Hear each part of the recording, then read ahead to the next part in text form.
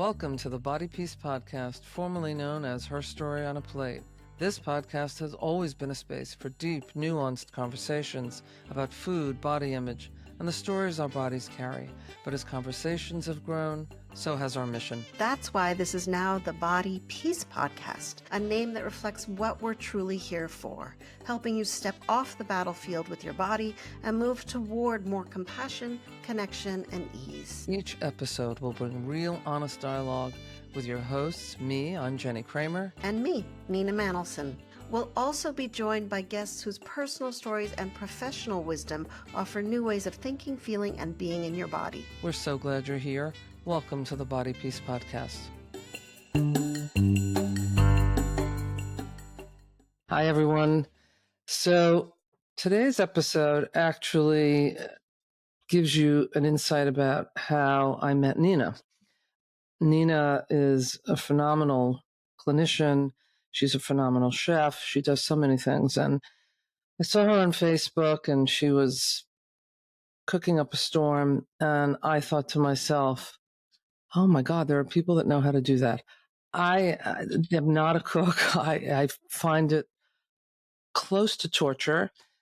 It doesn't mean I don't like to eat. It doesn't mean I don't know good food, but boy, oh boy, put me in a kitchen. And I'm the kind of person that if you give me a recipe, you can't say things like cook until done. I don't know what that means. You have to tell me I need 17 and a half minutes at 424 degrees. That's it.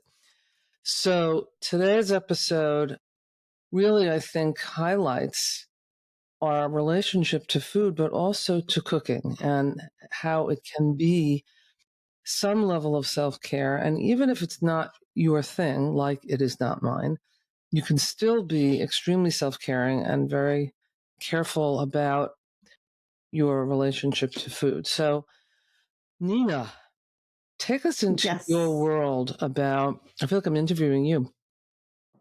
Take us into your world. Can you start us off with really how you developed such a knack for creating and cooking and all of that you do with food? Absolutely. So first I want to say there was something you said in there, Jenny, that I was like, wait a second. Because you said, I think this is what you said. You said to have a careful relationship with food. I'm not so into having a careful. Caring. What did you say? More like caring. Caring. Right. Sorry. Caring. Yeah, caring. No, I'm good. Caring relationship with food. Yes, absolutely. Caring relationship with food. And what I want it to be is fun. What I want it to be is pleasurable. What I want it to be is creative. And literally, Jenny, I didn't know how to cook. I didn't grow up cooking. I had no clue. I was privileged enough to grow up in a house where food just showed up on my plate. And then I moved to New York where I lived on falafel for 10 years and raised pizza. I never had to cook. And then I went and lived at Kripalu, an ashram for 5 years. I didn't have to cook then. And suddenly there I was married and getting a house. And I was like, oh, wow, we can't afford to eat out. So my husband and I looked at each other and I said, why don't you be the cook? Because he actually knew how to cook. Okay. And he's like, no, I don't really like cooking. He's like, you be the cook. And I was like, well, I could try. So for 2 years, I kid you not, anything I made, he said, this is the best thing ever. I can guarantee you it absolutely was not the best thing ever. But talk about positive reinforcement. I think they call that love. They do. They call it love and self-interest. Because eventually I got in there and made enough messes and did it wrong enough that I started to get clear on what I liked and what was enjoyable for me and what was fun and what were my go-tos. And I feel like that's so important because what it speaks to is our expectation of what food is supposed to be in our life, how it's supposed to look. And many of us grew up on Julia Child and cooking shows where it needed to look plated and it needed to look this way. And the expectation just like we have the expectation about what our body should look like. And that expectation is ridiculous and idealistic and an absolute fantasy. So did our relationship with food and cooking become that. It's funny you mentioned Julia Child. I have such fond memories of her, but I also remember Graham Kerr? No, say more. God, what was the name of his show? He was a very good chef, but he also didn't take himself seriously, and it was meant to be very, sort of fun, and he was very funny. Yeah. It was. I'm sure someone will think of it while they're listening to us, but it was a interesting show. So, I'm thinking about this idea that you didn't cook for so long, and then you did. Mm-hmm. It sort of crashes down my theory, because my theory was that if you've been exposed to cooking, because I know so many people who cook really well and enjoy it and love it, and that's how they grew up. They grew up watching either a parent or a grandparent bake, cook, and do it with such finesse and with love, and it was just sort of in their environment, and so they brought it up. Nothing against my mother of blessed memory, but cooking was not her thing either. And so she had like a basic 6 things she could make so that we could get through the week and have one night of, ordering in. It's kind of what I have. I think there is something to be said about what we're exposed to, but then our natural talents and our natural proclivities come through also. Well, and also the willingness to let it be not perfect, right? For a long time, I would make these things and I would make stir fries because I was like, well, this is easy.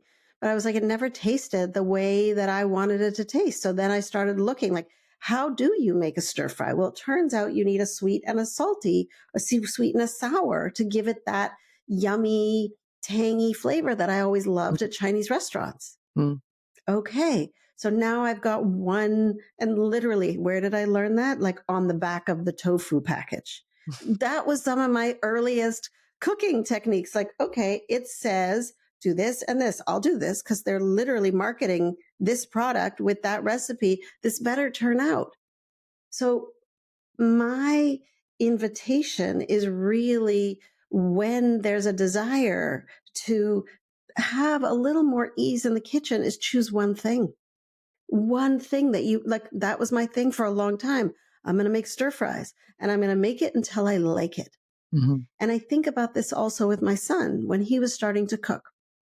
What did he start cooking? Eggs. Make yourself eggs for breakfast. In the beginning, they were a disaster. He's the best egg maker, right? Then he was like, he can't eat gluten. So we would go to these places and they would have crepes. And he was like, I really want crepes. And I was like, well, I bet we could make gluten-free crepes. And then I made them. And then he was like, well, I want some. And I was like, well, here's the recipe. You do it. Now he makes them better than I do because he's done it over and over. Those are his house specialties. Do you think there's such thing as cooking trauma? I once I once made breakfast in bed for my parents' anniversary. Now, I couldn't have been more than 9, maybe. And I decided that I was going to make them scrambled eggs, but no one told me that you had to scramble them. So it was sort of like one big sort of egg pancake. And it was sort of like asking them to eat like a rubber chicken. It was just horrible and awful.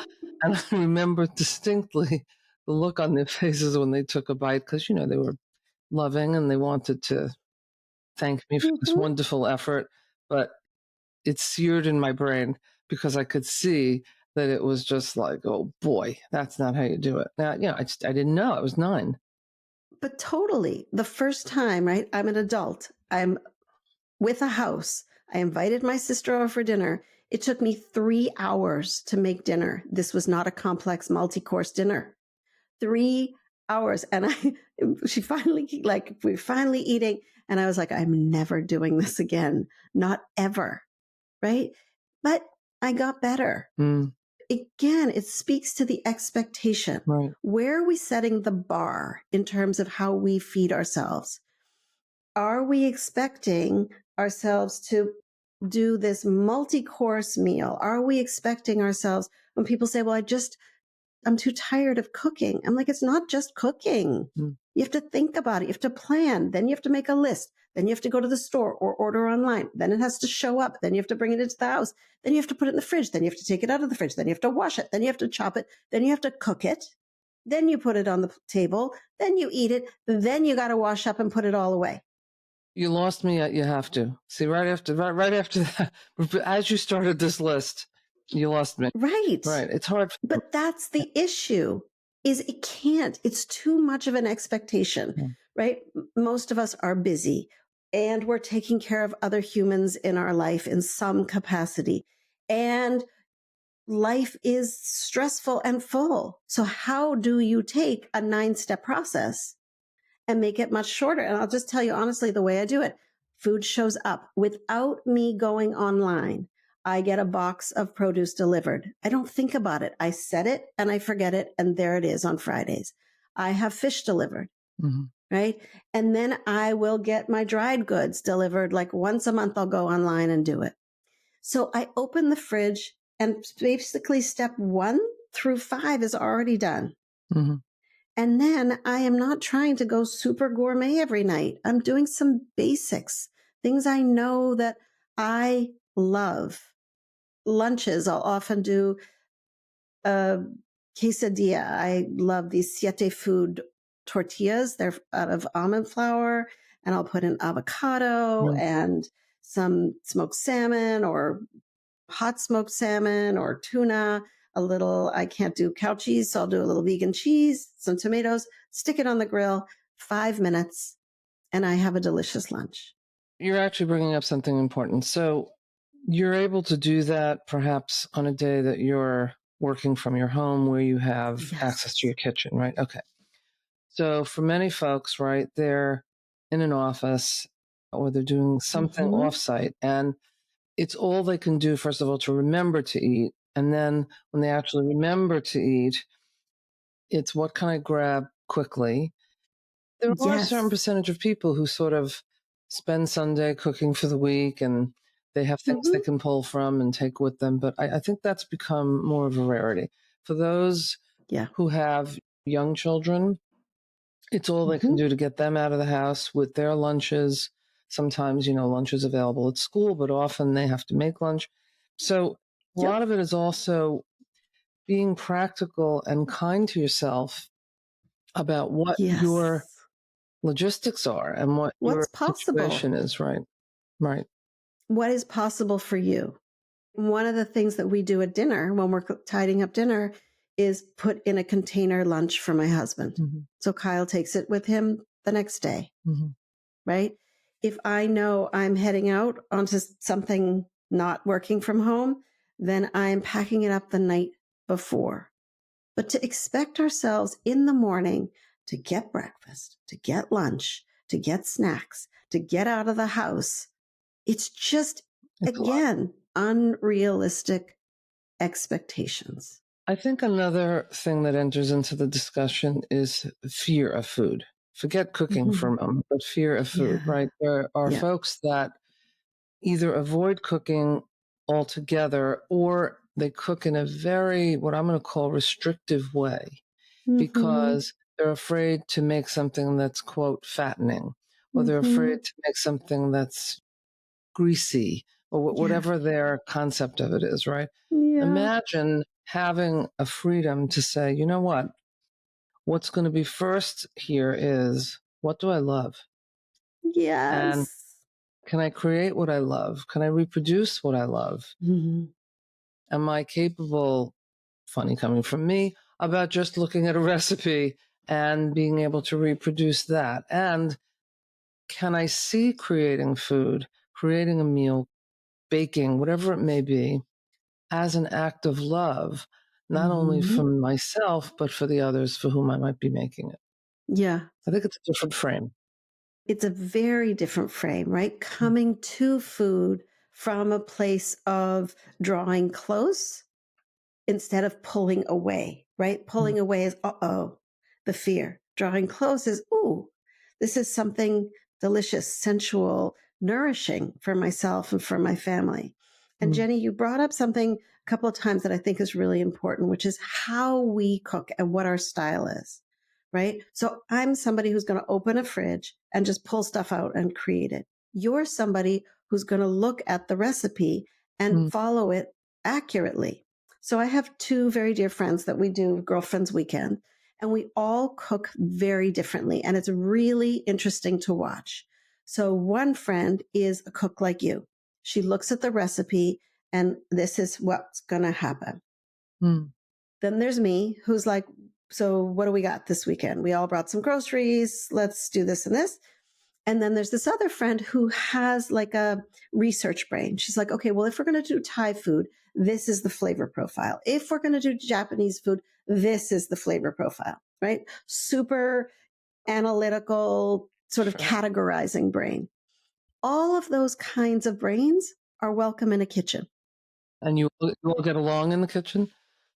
We do, because we kind of know when to let the other person step out and which recipe who gets, right? Right. Who gets what recipe? You're going to make this, I'm going to make this, and you make that. And sometimes we're going to place, I'm like, oh, this is too fussy for me. I'm like, Paula, you take over. Because it's all like a quarter of this and a half of this and a this or that. I'm like, I'm just going to wing it, and it's not going to end up being that recipe. She's like, no, I really want to try this recipe. I'm like, how about it? But that's not me, right? It's letting ourselves be ourselves. You said something before too, which I think is worth repeating, that nothing has to be perfect. This is not a performance. It's a creation.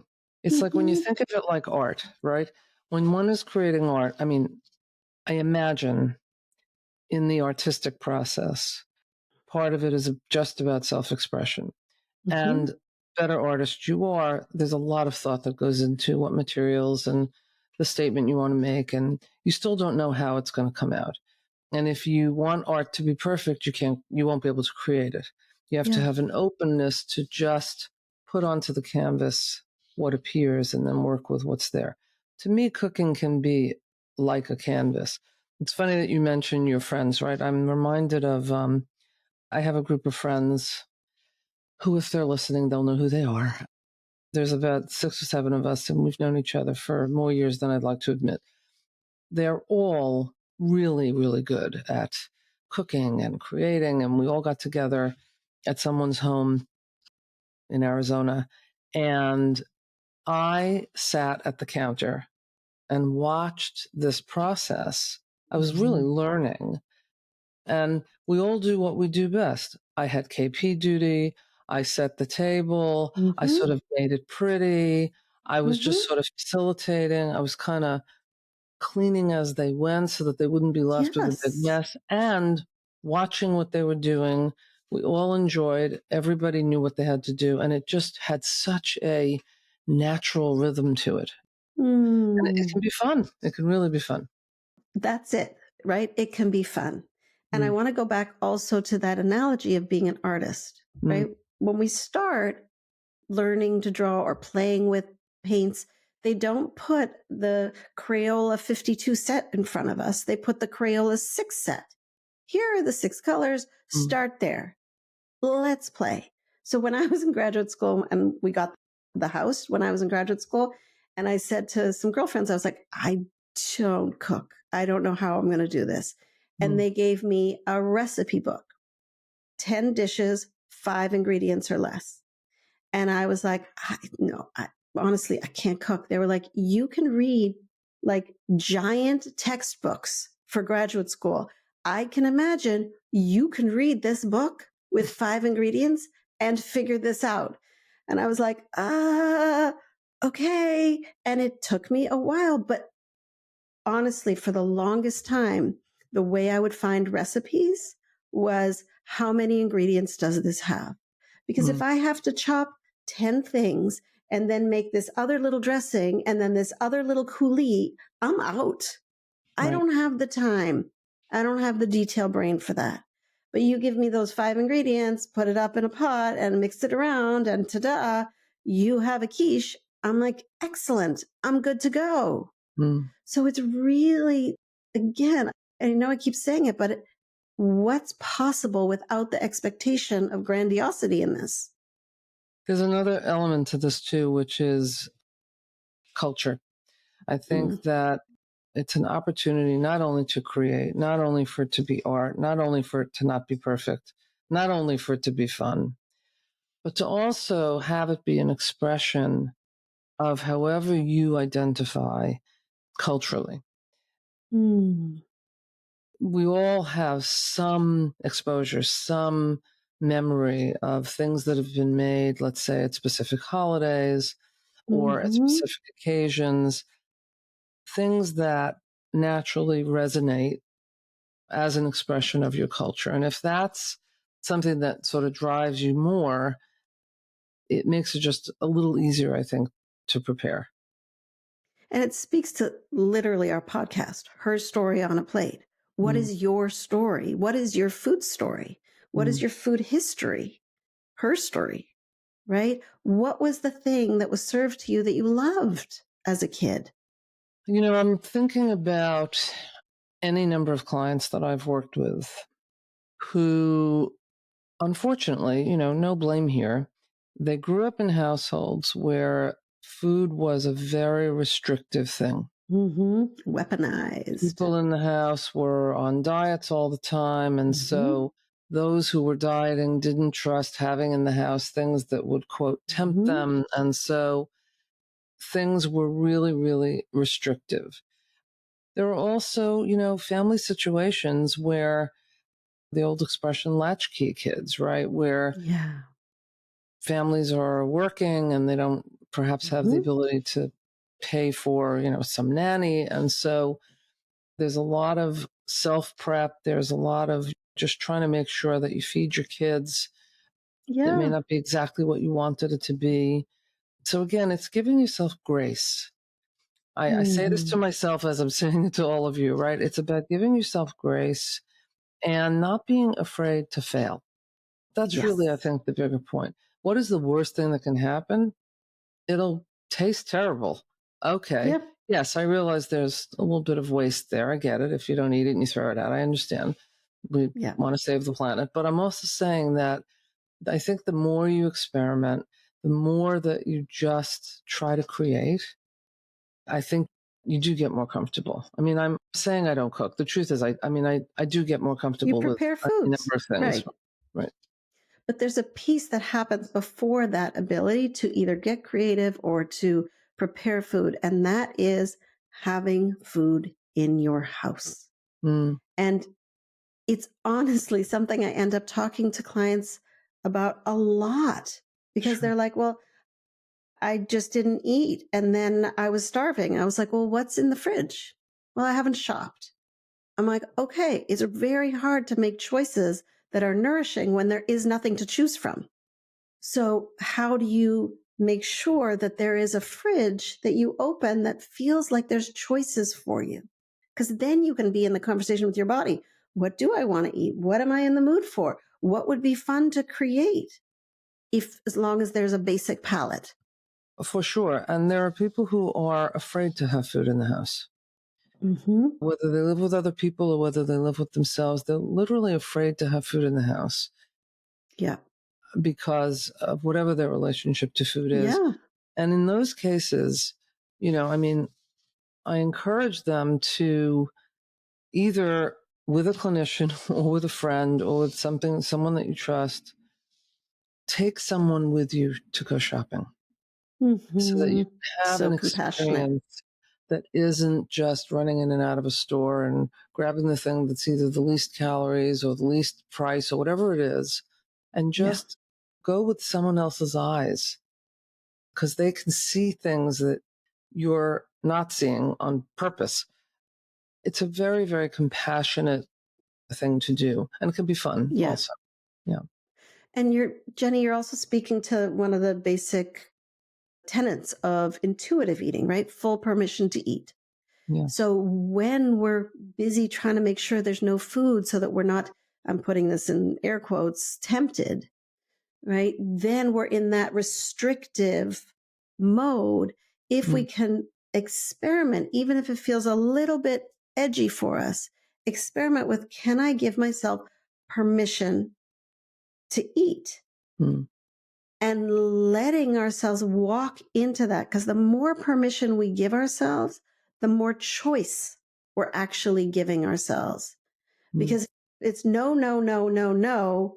And you only get yes because it's a stick of celery or whatever else that ends up in that narrow column of acceptable food. Then there's that natural tendency to swing to, wait a second, I feel restricted. I'm going to eat whatever the heck I want. And maybe even in secret. Let's talk for a minute. You just really got my thoughts brewing. Let's talk for a minute about cooking as it relates to disordered eating. So, for instance, if you are someone who tends to emotionally eat, binge eat, compulsively overeat, and by the way, those three things are different and similar. One of the things we find is that if you allow yourself the experience of cooking, you're actually less likely to do so. Now, there are those listening who would say, you don't know me. While I'm cooking, I'm eating all of what nibbling, the yeah. ingredients. Yeah, okay, who doesn't? Yeah, sure, I get it. It's nibbling. I understand, and it can get out of hand. There's something, though, about when you're creating something, and again, to your point, simple as can be, make it simple. But when you're preparing, you are less likely to shovel it in, eat it too quickly so that you don't even know what you had. It's very different than when you order something in or you buy some binge foods, but to take the time to actually give yourself self-care, make that meal. Does it guarantee that you won't? No. But I think it's an interesting practice to take on. There are people who binge eat or emotionally, let's say, throughout the day. By the time dinner time comes around and they have to prepare for other people, they will do it, but they wind up not eating what they made because they think, oh my God, I ate too feel much. like I already ate too much. Yep. That's right. And what that does, it creates a disconnect between you and the people that you could have sat down and eaten with. Yeah. So it's just an ability to just say, okay, you know what, at this particular time, if my schedule allows, I'm going to make something for all of us. Yeah. Yeah. One of the things that I sometimes do when I notice myself doing like girl dinner or girl lunch, if you haven't heard it, it's like a phenomenon on social media. It's like women who go and like, okay, I'll have a stick of cheese and then let's see, that leftover brownie looks good. And I'll do carrot that's been sitting there. It's sort of an assemblage of whatever is going, right? It's not an actual preparation. And when I see myself going to that, like, oh, let me just grab a little of this, a little of that, I sometimes think to myself, what would I make if someone was sitting with me? Because we are much more likely to activate our sense of giving when we think about someone else. And if we can activate that sense of being in service to with ourselves around food, it feels so good. It may feel unfamiliar, but we can get better at it. The act of giving is an important thing to really reflect on here. I know you and I both facilitate groups. And in those groups, one of the most powerful thing is this idea, if you could just talk to yourself the way you talk to them, if you could just treat yourself the way you treat them with the same understanding, compassion, lack of judgment, and it's authentic. Imagine if you could just talk to yourself that way. This is sort of the same thing. Yeah.